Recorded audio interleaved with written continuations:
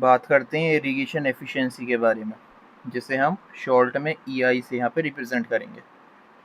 देखो, एफिशिएंसी किसी भी चीज़ की निकाली जाती है आउटपुट बनाम इनपुट से। हम कितना इनपुट लगा रहे हैं और उस बिहाफ पे हमें आउटपुट कितना मिल रहा है, मल्टीप्लाई बाय 100, क्योंकि परसेंटेज में होती है। इस तरीके से हम एफिशिएंसी निकालते हैं। और हर चीज़ में हमारी ये कोशिश रहती है कि मिनिमम इनपुट लगा करके हमें आउटपुट मैक्स टू मैक्स मिले। खेती भी कोई अलग नहीं है। यहाँ पे भी जो भी हम इरिगेशन वाटर अप्लाई कर रहे हैं, हमारी पूरी कोशिश रहेगी कि जितना भी इरिगेशन वाटर हम अप्लाई कर रहे हैं उससे हमें मैक्स टू मैक्स यहाँ पे यील्ड मिले, बेहतरीन यूटिलाइजेशन हो पानी का, और ज़्यादा से ज़्यादा हमें यहाँ पे प्रोडक्टिविटी यील्ड देखने को मिले। अब यहाँ पे इरिगेशन एफिशिएंसी की अगर मैं बात करूँ तो नॉर्मली अगर हम इरिगेशन एफिशिएंसी देखें तो फॉर्मूला क्या बनता है, WC/WI मल्टीप्लाई बाय 100, क्योंकि एफिशिएंसी परसेंटेज में निकलेगी जैसा मैंने बताया। WC क्या है यहाँ पे, water consumed by the crop plant. जो क्रॉप प्लांट है, मान लो आपने अपने खेत में मक्का लगा रखी है, तो मक्का का जो एक पौधा है वो एक्चुअल में कितने पानी का इस्तेमाल उसने करा, यानी कि एक्चुअल में कितने पानी का अपटेक किया क्रॉप प्लांट ने, डिवाइडेड बाय WI, यानी कि कितना पानी रिजर्वोयर से रिलीज किया गया था खेत के लिए। देखो होता क्या है, जो खेत होते हैं, जैसे मान लो कोई शहर है, उसके में शहर के बाहर खेत हैं, तो अब खेतों में इरिगेशन के लिए कैनाल बनाई जाती है।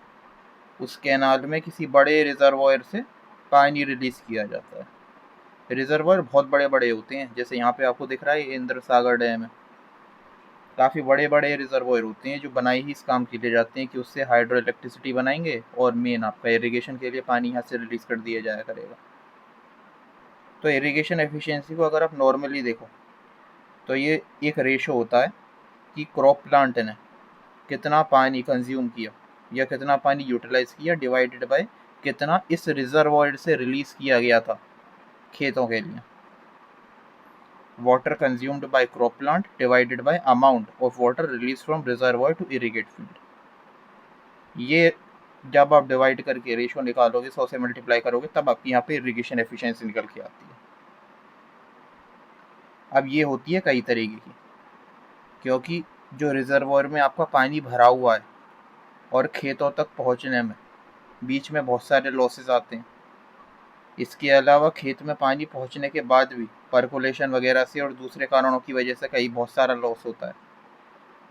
और फाइनली जो एक्चुअल में पानी प्लांट के लिए अवेलेबल होता है वो होता है बहुत ही ज़्यादा कम। तो उस बिहाफ पे हम हर एक स्टेप पर एफिशिएंसी यहाँ पे देखेंगे। टोटल 7 तरीके की इरिगेशन एफिशिएंसी होती हैं, जिसमें पहली होती है वाटर कन्वेयंस एफिशिएंसी, जिसे हम शॉर्ट में EC से रिप्रेजेंट कर रहे हैं। ये रिप्रेजेंट करती है efficiency of water transport in canal. अब जैसे कि ये मान लो रिजर्वॉयर है, ये डैम का पीछे, ये तो डैम बना हुआ है इंद्र सागर डैम, जैसे थोड़ा जूम करके मैं दिखाता हूँ, ये डैम है। अब ये पीछे इसका रिजर्वॉयर है, इसी से कोई ना कोई कैनाल जोड़ रखी होगी इन्होंने, और इसी रिजर्वॉयर में से पानी कैनाल में रिलीज करेंगे। तो फॉर्मूला जो इसका होता है, EC बराबर WF/WR मल्टीप्लाई बाय 100। WF क्या है यहाँ पे, एक्चुअल में कितना पानी खेतों तक पहुँचा, और WR क्या है यहाँ पे, amount of water release from the reservoir to irrigate field, इसका रेशो, यानी कि खेतों तक कितना एक्चुअली पानी पहुँचा कैनाल से, डिवाइडेड बाय एक्चुअल में रिजर्वॉयर से कितना पानी रिलीज किया गया था, इसका रेशो। जब आप 100 से इधर मल्टीप्लाई कर दोगे तो सीधे जो एफिशिएंसी आएगी वो वाटर कन्वेयंस एफिशिएंसी होती है। अब यहाँ पे जो रिजर्वॉयर था, रिजर्वॉयर में से जब हमने कैनाल में पानी रिलीज किया, जैसे यहाँ पे आपको ये दिख रही है गंगा कैनाल है, ये आप देख रहे हो गंगा कैनाल या गंगा कैनाल जिसे हम बोलते हैं। इरिगेशन के लिए ये कैनाल बनाई गई थी, जितनी भी इस तरीके की आपको कैनाल स्टेट में देखने को मिलती हैं। तो ये जो बड़े बड़े हमारे रिजर्वॉयर होते हैं, जैसे यहाँ पे रिजर्वॉयर था, इनसे कैनाल कनेक्टेड रहती हैं और इन कैनाल्स में पानी रिलीज कर दिया जाता है, जो आगे इनसे जुड़े हुए जो खेत होते हैं वहाँ तक पहुँचता है। तो खेतों तक एक्चुअली कितना पानी पहुँचा डिवाइडेड बाय कितना पानी रिलीज किया गया था रिजर्वोयर से, इसके रेशो को 100 से मल्टीप्लाई करके सीधे हमारा निकल के आता है EC। ये ध्यान रखना है आपको। अब कैनाल में जो पानी जा रहा है, यहाँ पे कई सारे लॉसेस हमें देखने को मिलते हैं। जैसे हो सकता है आपने जब कैनाल बनाई तो प्रॉपर लाइनिंग ना करवाई हो। अगर आपने कैनाल की लाइनिंग नहीं करवाई है तो भी यहाँ पे आपका लॉस आपको देखने को मिलेगा, क्योंकि नीचे जो ज़मीन है उसमें सीपेज की वजह से पानी का यहाँ पे लॉस आपको देखने को मिलेगा। इसके अलावा पानी जो नीचे लाइनिंग नहीं होगी ना, तो होगा क्या, पानी अल्टीमेटली पर्कुलेशन से नीचे चला जाएगा। और दूसरा ये कि कुछ पानी धूप की गर्मी की वजह से एवोपरेशन से भी चला जाता है। तो दो तरीके के यहाँ पे लॉस होते हैं जब पानी रिजर्वॉयर से खेतों तक पहुँचाने के लिए कैनाल में छोड़ा जाता है। यानी कि सोर्स ऑफ सप्लाई से लेकर के पॉइंट ऑफ सप्लाई तक, सप्लाई के सोर्स से लेकर के सब जो पॉइंट ऑफ सप्लाई तक, यानी कि जहाँ पे पानी हमें एक्चुअल में भेजना था, जो हमारे खेत थे, और सोर्स ऑफ सप्लाई जो रिजर्वॉयर थे जहाँ से हमने पानी रिलीज किया। इसके बीच में दो मेन यहाँ पे लॉसेस हैं कैनाल में जो हो रहे हैं। एक तो एवोपरेशन की वजह से पानी का लॉस, और दूसरा सीपेज की वजह से अगर कैनाल की लाइनिंग नहीं करी जाती है तो। अब यहाँ पे दूसरी जो आ जाती है, पहली तो हमारी ये वाली हो गई वाटर कन्वीनियंस एफिशिएंसी, दूसरी यहाँ पे आ जाती है वाटर एप्लीकेशन एफिशिएंसी, जिसका फॉर्मूला होता है ई ए बराबर WS/WF × 100। ई ए से इसे रिप्रेजेंट करेंगे।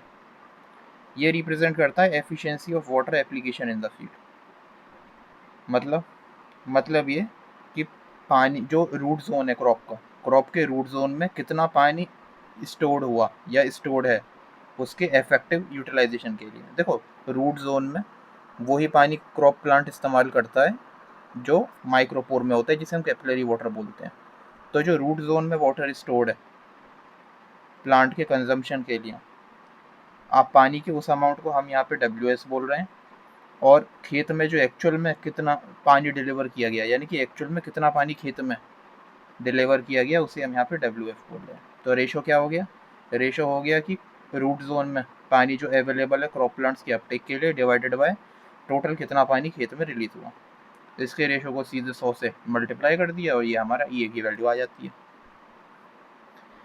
अब यहाँ पे पुअर वाटर एप्लीकेशन एफिशिएंसी के कारण क्या क्या हो सकते हैं, जैसे कि अनइवन डिस्ट्रीब्यूशन, कहीं पे पानी ज़्यादा कहीं पे कम। इसका रीज़न ये हो सकता है आपने बाकायदा लेवलिंग वगैरह ना कर रखी हो। इसके अलावा पुअर हैंडलिंग, एवोपरेशन का रीज़न और डीप पर्कुलेशन रीज़न तो कैनाल में ही हमने देख लिया था। इसके अलावा अगर आप देखोगे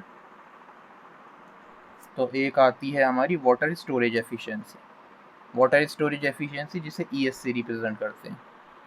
ES बराबर WS/WN × 100।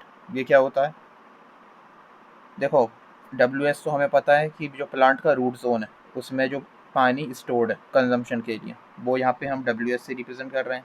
और WN क्या है, इरिगेशन से पहले जो रूट जोन है उसे फील्ड कैपेसिटी तक लाने में जितने पानी की रिक्वायरमेंट है उसे हम यहाँ पे WN बोल रहे हैं। तो इन दोनों का रेशो सीधे 100 से मल्टीप्लाई, क्या निकल के आ गया, ES, यानी कि वाटर स्टोरेज एफिशिएंसी। और फील्ड कैपेसिटी का क्या मतलब है, देखो जब आप खेत में पानी देना शुरू करते हो तो दो तरीके के पोर होते हैं मिट्टी में, एक होता है माइक्रोपोर और एक होते हैं मैक्रोपोर। सही है। जब हम कहते हैं कि हमारी सॉइल पूरे तरीके से सेचुरेट हो गई तो उसका ये मतलब होता है कि उसमें माइक्रो और मैक्रोपोर पूरे तरीके से भर चुके हैं। सही है। अब इरिगेशन मान लो आपने कर दिया, माइक्रो और मैक्रोपोर पूरी तरीके से भर गए, मिट्टी हो गई सेचुरेटेड। ठीक है। अब 2 से 3 दिन के लिए आप इसे छोड़ दो, तो जितना भी एक्सेस वाटर है वो सारा का सारा मैक्रोपोर का ड्रेन हो जाएगा, नीचे चला जाएगा पर्कुलेशन से। ठीक है। जो बचा हुआ पानी है वो आपको सॉइल के माइक्रोपोर में देखने को मिलेगा, जिसे हम कैपिलरी वाटर बोलते हैं, और यही एक्चुअल में अवेलेबल वाटर होता है प्लांट्स के लिए, जिसे हम बोलते हैं फील्ड कैपेसिटी, यानी कि अब पानी केवल माइक्रोपोर में मौजूद है। और इसी स्टेट तक सॉइल को लाने के लिए जितने पानी की ज़रूरत पड़ती है उसे हम बोलते हैं, क्या बोलते हैं उसे हम यहाँ पे बोल रहे हैं WN, वाटर की रिक्वायरमेंट, वो वाटर की रिक्वायरमेंट अमाउंट जिसकी रिक्वायरमेंट है सॉइल को फील्ड कैपेसिटी तक लाने के लिए, उसे यहाँ पे WN हम कह रहे हैं। ठीक है। फील्ड कैपेसिटी जैसा मैंने आपको बताया, अवेलेबल वाटर प्लांट की ग्रोथ के लिए, या फिर मॉइस्चर या वाटर का वो अमाउंट जो कि एक्सेस वाटर के ड्रेन हो जाने के बाद, और कितना समय लगेगा मैक्रोपोर से पानी के ड्रेन होने में, 2 से 3 दिन लगेंगे। उसके बाद पानी केवल और केवल आपको माइक्रोपोर में देखने को मिलेगा, और ये सारा का सारा अवेलेबल वाटर होता है प्लांट्स के लिए। ठीक है। इन्हीं दो का रेशो हमारा वाटर स्टोरेज एफिशिएंसी होता है कि रूट जोन में जो वाटर कंजम्पटिव यूज़ के लिए स्टोर्ड है डिवाइडेड बाय फील्ड कैपेसिटी तक लाने के लिए कितने पानी की रिक्वायरमेंट थी। आगे बात करें तो एक चौथी एफिशिएंसी होती है जिसे हम बोलते हैं वाटर डिस्ट्रीब्यूशन एफिशिएंसी, जिसे हम ईडी से रिप्रेजेंट करते हैं। ये इसका फॉर्मूला होता है 1 minus gamma by D into 100। अब यहाँ पे डी क्या है, एवरेज डेप्थ या फिर mean depth of water stored in the root zone. मतलब एवरेज कोई भी आप इस तरीके से समझो कि मान लो आपने अपने फील्ड में 5 पॉइंट पकड़ लिए, हर एक पॉइंट की गहराई अलग अलग है। अब पाँचों पॉइंट में आपने देखा कि पानी कितनी गहराई तक है, इसका एवरेज आप ले लोगे तो एवरेज डेप्थ जो होगी या मीन डेप्थ जो होगी पानी की स्टोर्ड वाटर की इन द रूट जोन, उसी को हम बोल रहे हैं यहाँ पे स्मॉल डी। और यहाँ पे गामा क्या है, average absolute deviation of individual water depth from the mean depth. थोड़ा इसका न्यूमेरिकल करेंगे तो आपको ज़्यादा क्लियर होगा। गामा निकालने का फॉर्मूला ये होता है समीशन ऑफ मॉड में डी डैश माइनस डी, पूरे को डिवाइड करेंगे एन से, जहाँ पे एन है कि कितने सैंपल पॉइंट आप सेलेक्ट कर रहे हो, ठीक है। और डी डैश है यहाँ पे इंडिविजुअल डेप्थ, पेनिट्रेशन डेप्थ, जितने भी आपने पॉइंट्स यहाँ पे सेलेक्ट किए।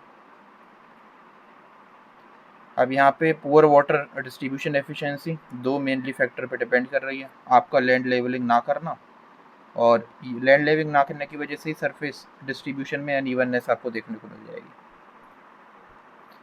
तो क्या बताती है हमें ये वाटर डिस्ट्रीब्यूशन एफिशिएंसी, इंडिकेट करती है uniformity of water distribution on the surface and root zone. Surface और रूट जोन में वाटर का किस तरीके से डिस्ट्रीब्यूशन है, वो यूनिफॉर्म है या नहीं है। कहीं ऐसा तो नहीं है कि खेत का कोई पोर्शन ऐसा है जहाँ पानी ज़्यादा गहराई तक गया ही नहीं है, या ऊपर की मिट्टी पूरी सूखी सूखी रह गई है, या कोई ऐसा जगह है जहाँ पे पानी बहुत ज़्यादा मौजूद है, ये सब चीज़ें। फिर एक पाँचवीं एफिशिएंसी और आती है जिसे हम बोलते हैं वाटर रिक्वायरमेंट एफिशिएंसी। कैसे निकालते हैं, गामा डाई बाई डब्ल्यू आई या फिर W U by W I into 100। W I क्या है यहाँ पे, टोटल वाटर रिक्वायरमेंट। मान लो जैसे कि आपने अपने खेत में, इसे ऐसे एग्जांपल से समझो, मान लो आपने अपने खेत में मक्का लगाई। अब मक्का जो आपने लगाई है लगभग 120 दिन में मैच्योर होकर तैयार हो जाता है, बिल्कुल सही बात है, यानी कि 4 महीने का ड्यूरेशन हुआ। तो इस 4 महीने के दौरान जितना भी पानी आपके खेत को मिला, जितना आपने इरीगेशन किया सरफेस इरीगेशन, वो तो है ही है, इसके अलावा बारिश वगैरह से भी जितना पानी मिला वो भी यहाँ पे कंसीडर किया जाएगा। इस पूरे को ऐड करके डब्ल्यू आई निकाला जाता है, समझ गया। और डब्ल्यू यू क्या है यहाँ पे, कि जो क्रॉप है उसने एफिशिएंटली कितना पानी यहाँ पे इस्तेमाल किया, amount of water beneficially used, crop plant ने एक्चुअल में कितना पानी इफेक्टिवली इस्तेमाल किया है। या फिर आप एक तरीके से और निकाल सकते हो, गामा बाई डब्ल्यू आई, यानी कि पूरे क्रॉप ड्यूरेशन में हमने कितना पानी अप्लाई किया, और ऊपर क्या आएगा, यील्ड, कि फाइनली हार्वेस्टिंग पर हमें यील्ड कितनी मिली। तो दोनों में से कोई भी फॉर्मूला इस्तेमाल कर सकते हो, ठीक है। एक और एफिशिएंसी है प्रोजेक्ट एफिशिएंसी। ये क्या होती है, इसका फॉर्मूला है W S by W R into 100, या फिर अगर आपने ई और ई सी कैलकुलेट कर रखा है तो उससे निकल जाएगा। अब डब्ल्यू एस क्या है, रूट जोन में जो वाटर सक्सेसफुली स्टोर्ड है क्रॉप के यूटिलाइजेशन के लिए, वो तो डब्ल्यू एस है, तो हमने पहले ही देख लिया था। डब्ल्यू आर क्या है, रिजर्वॉयर से जो पानी एक्चुअल में रिलीज़ किया गया खेतों के इरीगेशन के लिए, उसे हम डब्ल्यू आर बोल रहे हैं, ये भी हम पहले देख चुके हैं। तो डब्ल्यू एस और डब्ल्यू आर की रेशो को सीधे 100 से मल्टीप्लाई किया और हमारी ई पी की वैल्यू आ गई, सही। एक और एफिशिएंसी होती है जिसे हम रिजर्वॉयर स्टोरेज एफिशिएंसी बोलते हैं। ये कैसे निकलती है, इसे ई एस यू से हम रिप्रेजेंट करते हैं, और ये निकाली जाती है V U by V I plus V P multiply by 100। V U क्या है यहाँ पे, देखो एक्चुअल में कितना पानी रिलीज़ किया जा सकता है रिजर्वॉयर से खेतों के इरीगेशन के लिए, उसे हम यहाँ पे वी यू बोल रहे हैं। क्योंकि जो रिजर्वॉयर में टोटल पानी मौजूद है वो सारा का सारा पानी अवेलेबल नहीं होता है, उसमें से काफ़ी कुछ तो लॉस भी होगा। तो जो एक्चुअल में पानी का वॉल्यूम अवेलेबल है जिसे हम सक्सेसफुली छोड़ सकते हैं इरिगेशन के लिए खेतों के, उसे हम यहाँ पे वी यू बोल रहे हैं। वी आई और वी पी क्या है यहाँ पे, रिजर्वॉयर का जो इनिशियल वॉल्यूम था वो यहाँ पे वी आई कहा जाएगा, और किसी भी तरीके के प्रेसिपिटेशन की वजह से रिजर्वॉयर के वॉल्यूम में जो इंक्रीज आ गया उसे हम यहाँ पे वीपी बोल रहे हैं। सही है, इसे अभी हम एग्जाम्पल से समझेंगे। अब व्यू जो निकलता है वो निकलता है V I plus V P minus का वी एल। वी एल क्या है यहाँ पे? लॉस। वी एल है यहाँ पे टोटल लॉस। अब ये टोटल लॉस कैसे निकलता है? V E plus V S से निकलता है, क्योंकि दो तरीके के लॉस होते हैं। रिजर्वॉयर में भरा हुआ पानी दो तरीके के लॉसेस का शिकार होता है। एक तो धूप जो पड़ रही है उसकी वजह से पानी उड़ रहा है, तो एक तो एवेपोरेशन लॉस हो गया जिसे हम वी ई से रिप्रेजेंट कर रहे हैं, और एक होता है सीपेज लॉस। सीपेज लॉस यानी रिजर्वॉयर के नीचे। अब रिजर्वॉयर होता क्या है? पहले तो मैंने आपको ही बता ही दिया कि जैसे कि एग्जाम्पल के तौर पर यहाँ पे देख लो, ये हीराकुंड डैम है। हीराकुंड डैम है और ये पीछे इसका हीराकुंड रिजर्वॉयर है, जो एक आर्टिफिशियल रिजर्वॉयर यहाँ बना रखा है। अब इसके नीचे कोई लाइनिंग थोड़ी ना है, मिट्टी ही है, तो अल्टीमेटली पानी नीचे भी तो सीप हो रहा है। तो एक होता है सीपेज लॉस। ये दो तरीके के लॉसेस को ऐड करके टोटल लॉस निकाला जाता है। अब ये सातों के सातों जो एफिशिएंसीज हैं इन्हें हम समझेंगे एक एग्जांपल से। मान लीजिए आपका 50 हेक्टेयर की एक ज़मीन थी, या मान लीजिए आपका 50 हेक्टेयर का खेत था, ठीक है। नियर बाई कोई रिजर्वॉयर है, वहाँ से आपके खेतों में पानी आता है कैनाल वगैरह के जरिए, ठीक है। अब आपने मान लीजिए अपने खेत में मेज़ की फसल लगा रखी है, ठीक है। मेज़ की आपने फसल लगा रखी है, टोटल 4 महीने की आपकी फसल हो गई, ठीक है। अब यहाँ पे कुछ डाटा यहाँ पे रिकॉर्ड किया गया। क्या? देखो, इनिशियली जो रिजर्वॉयर था उसमें जो पानी था वो लगभग 12,000 मीटर क्यूब था। ये वॉल्यूम है पानी का जो इनिशियली था। अब मान लीजिए बारिश वगैरह हो गई, 500 मीटर क्यूब यहाँ पे पानी बढ़ गया, ठीक है। अब मान लीजिए सीपेज की वजह से और एवोपोरेशन की वजह से 2500 मीटर क्यूब पानी यहाँ पे लॉस हो गया, ठीक है। ये भी ठीक है। अब जो पानी एक्चुअल में रिलीज करा गया 2500 तो यहाँ पे चला ही गया, हमारा लॉस हो गया। 500 यहाँ पे बढ़ गया 500 मीटर क्यूब, और जो इनिशियली था वो 1200 था, मतलब 12,000 था। तो यहाँ पे जो पानी रिलीज करा गया इरिगेशन के लिए खेतों के, 10,000 मीटर क्यूब यहाँ से रिलीज किया गया, ठीक है। फील्ड तक पहुँचा 8,000 मीटर क्यूब पानी, ठीक है। ये भी ठीक है। अब यहाँ पे आगे जब हम देखें तो बात आती है WN की। WN क्या था? ये देखो, रूट जोन में फील्ड कैपेसिटी तक लाने के लिए जो पानी की रिक्वायरमेंट है वो हमारा है यहाँ पे WN। तो खेत तक जो पानी पहुँचा वो 8,000 मीटर क्यूब है, ठीक है। मिट्टी को फील्ड कैपेसिटी तक लाने के लिए पानी लगेगा 7,000 मीटर क्यूब, ठीक है। लेकिन अब जो स्टोर्ड वाटर है, यानी कि जो अवेलेबल वाटर है प्लांट्स के लिए, वो यहाँ पर है 6,000 मीटर क्यूब, ठीक है। अब मान लो पूरे ड्यूरेशन में 4 महीने में जो यहाँ पे पानी आपने सरफेस इरिगेशन और रेनफॉल को मिला करके जो आपने पानी टोटल लगा दिया, या टोटल जो खेत को मिला, वो 500 mm मान के चलते हैं, ठीक। फाइनली जो हार्वेस्टिंग पर यील्ड हमें मिली वो मिली 6,500 kg पर हेक्टेयर, ठीक है। अब यहाँ पे हम कुछ ऑब्जर्वेशन पॉइंट्स भी कंसीडर करेंगे। मान लेते हैं 4 ऑब्जर्वेशन पॉइंट हमने यहाँ पे लेकर के चले, तो यहाँ n की वैल्यू हो जाएगी 4।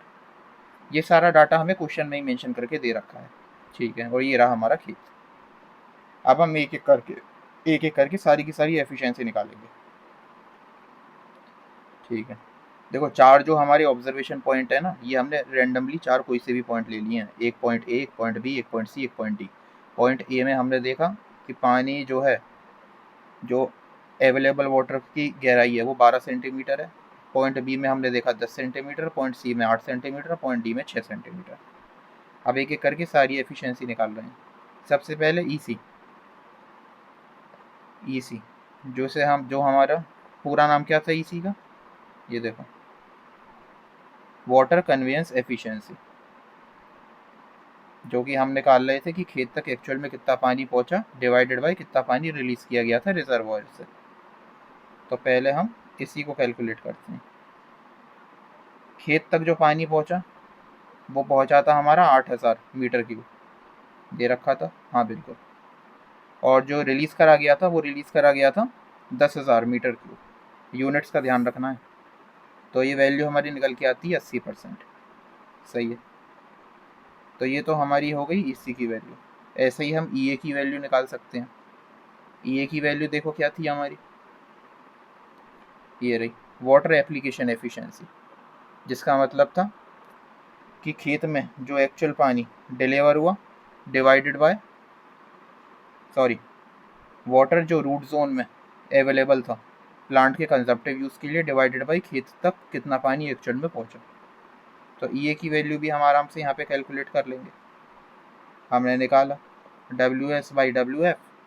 WS यानी कि जो स्टोर्ड वाटर था वो हमें यहाँ पे इन्होंने दे ही रखा था 6000 मीटर क्यूब, ठीक है। और जो WF है यानी कि खेत तक जो पानी आया वो 8000 मीटर क्यूब था। बस ये यहाँ पे हमारी 75% एफिशिएंसी निकल के आ गई। फिर हम तीसरी निकाल सकते हैं एफिशिएंसी, जो कि ES है। ये कैसे निकालेंगे, WS बाई WN।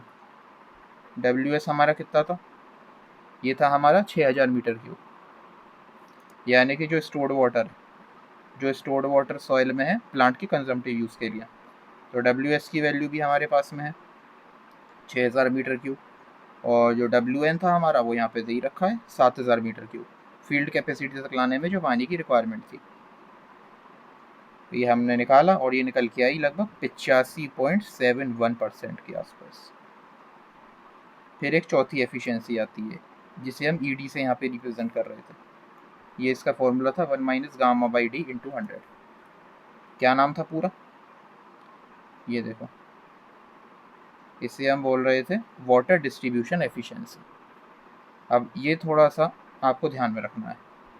देखो वाटर डिस्ट्रीब्यूशन एफिशिएंसी कैसे निकालेंगे, फॉर्मूला तो इसका ये आपको पता ही है। D डैश क्या है, D डैश है पेनिट्रेशन डेप्थ। हमने रैंडमली 4 यहाँ पे पॉइंट सेलेक्ट किए। एक में जो अवेलेबल वाटर की गहराई थी लगभग 12 सेंटीमीटर, एक में 10 सेंटीमीटर, एक में 8 और एक में 6 सेंटीमीटर, ठीक है। सबसे पहले यहाँ पे हम इनका मीन निकाल लेते हैं। तो मीन हमने निकाला तो यहाँ D की वैल्यू हमें मिल जाती है 9 सेंटीमीटर, यानी कि एवरेज 9 सेंटीमीटर की गहराई तक पानी है जो प्लांट के लिए अवेलेबल है, ठीक है। जो स्टोर्ड वाटर प्लांट के लिए अवेलेबल है कंजप्टिव यूज़ के लिए 9 सेंटीमीटर की गहराई तक है वो, ये मतलब है इसका। अब यहाँ पे हम कैलकुलेट करेंगे D डैश माइनस D, और वो भी मोड का मतलब होता है कि अगर वैल्यू नेगेटिव भी आएगी तो आप केवल पॉजिटिव मान करके चलोगे, ठीक है। D डैश क्या है यहाँ पे, जैसा मैंने बताया जितनी भी गहराइयाँ आप कंसीडर कर रहे हो। तो पहले हम पॉइंट A के लिए निकालते हैं।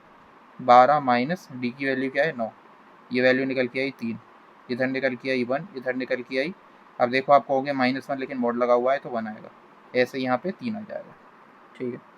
फिर इन सब का समीशन कर दिया, समीशन करके वैल्यू निकल के आती है 8, ठीक है। अब यहाँ से आप गामा की वैल्यू निकाल सकते हो, जो कि हो जाएगा समीशन ऑफ, ये हम निकाल ही चुके 8, और नीचे हमारे कितने पॉइंट्स थे 4, तो ये वैल्यू 2 सेंटीमीटर यहाँ पे निकल करके आ जाती है। अब हमारे पास में गामा भी है और हमारे पास में D भी है, तो अब आराम से वैल्यू को हम पुट करेंगे और ये हमारी एफिशिएंसी 77.7% निकल करके आ जाती है। अच्छा, एक और एफिशिएंसी है, अभी 3 और रह गई ना, ER। इसे कैसे निकालेंगे, WU बाई WI इंटू 100, या फिर आप चाहो तो यील्ड से निकाल सकते हो, गामा बाई WI।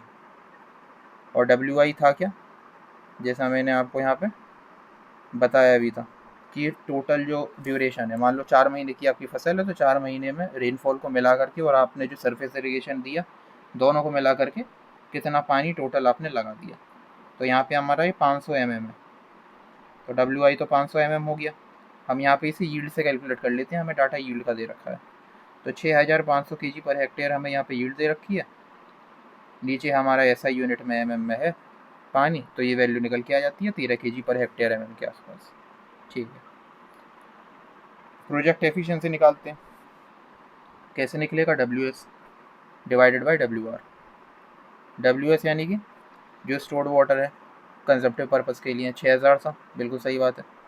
और नीचे जो WR है उसकी वैल्यू कितनी थी, नीचे WR की वैल्यू थी 10,000 मीटर क्यूब, बिल्कुल सही बात है।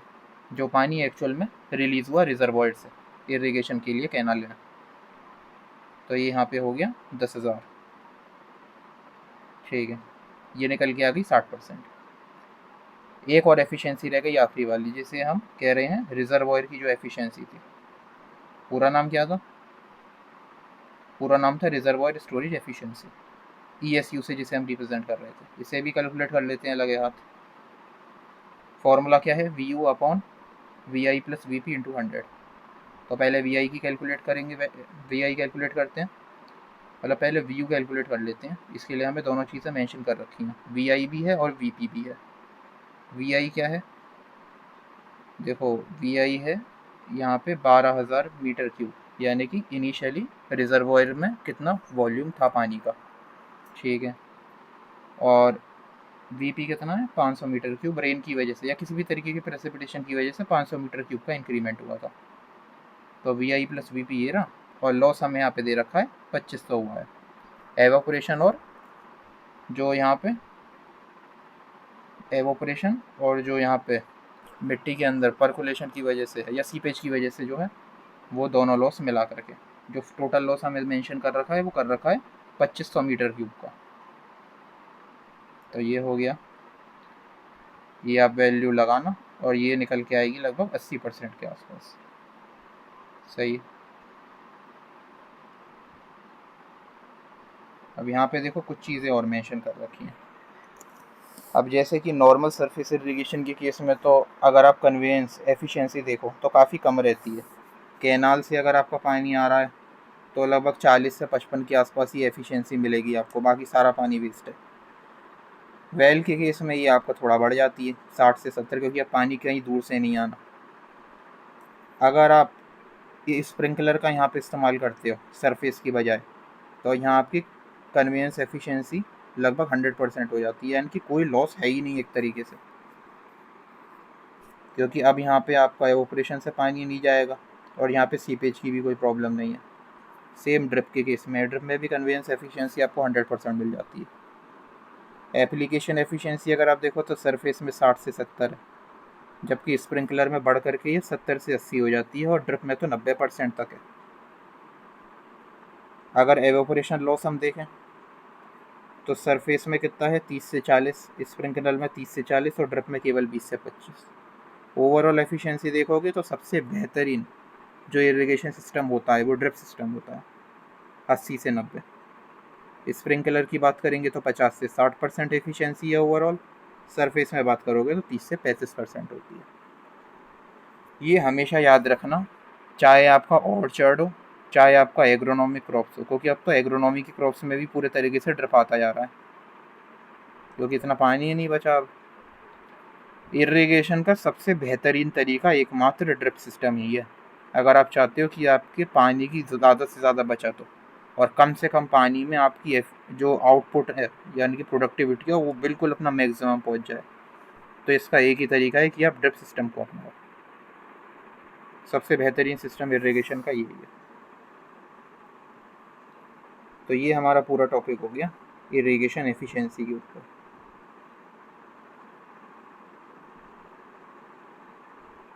इसमें एक हमने न्यूमेरिकल भी अच्छा सा कर लिया और साथ में बाकी चीज़ें भी हमारी कवर हो गई। ये देखो ये हीराकुंड डैम जो मैंने दिखाया अभी था, ये यहाँ पे देखो रूट जोन बना हुआ है क्रॉप का।